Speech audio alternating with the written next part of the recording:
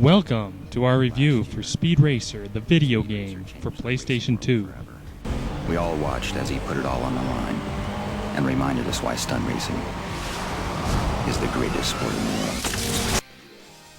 Of course, this Speed Racer game is based on the movie, not the cartoon, though cartoon fans will find some of the original charm still to be had even though this is based wholly on the movie. From the get-go, you'll find a very minimalistic front end, not a whole lot of options here.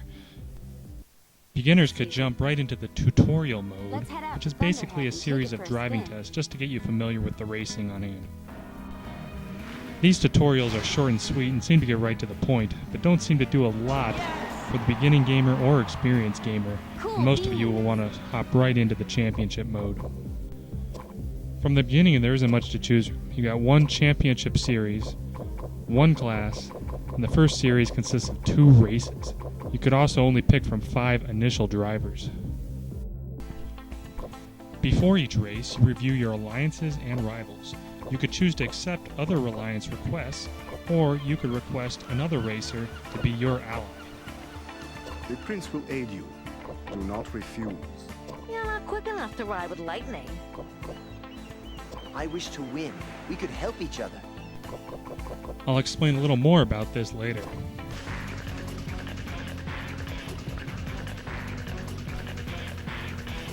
The racing is pretty straightforward if you're familiar with any futuristic racer. If you played the F-Zeros, the Wipeouts, you'll know what to expect here. Some of the courses might be set up a little too easy. There seems to be catch-up AI in the game, but with the courses as easy as they are, you can break away and hold off the pack for most, if not all, of the race. No one can stop me now. To get a rival out of your way as quickly and easily as possible, perform a shunt maneuver and knock him right off the track for points. These points are tallied at the end of the race, and if you have a lot of them, you can add a few extra points in the series standings. Take down an ally, however, and you're penalized points. Completely destroy an ally, and they become your rival. There isn't much celebration to be had after a race. You greet it with a stupid one-liner from your racer. Then it's off to see who the top 3 were, then what courses and other things, including characters, were unlocked by your win.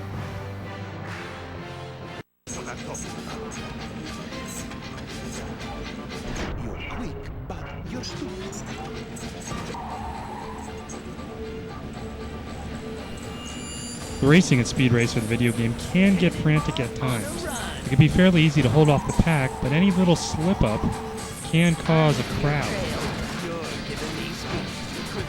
Rivals will try to take you down, but allies are no pushover as they squeeze you off the track regardless of who you are.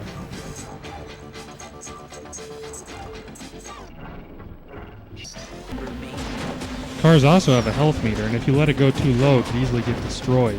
Recommend watching it and using the boost for health rather than speed sometimes if you're low.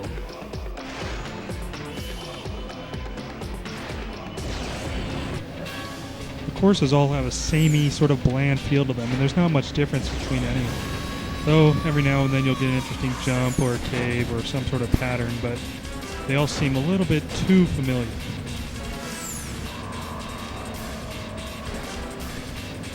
Standard multiplayer is included, but it's not exactly mind-blowing. Through standard 2-player split screen, you can play the championship or time trials.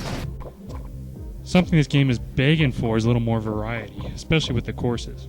There's plenty of characters once you get to unlocking them all, but you're going to get too bored circling around the same kind of tracks to do it.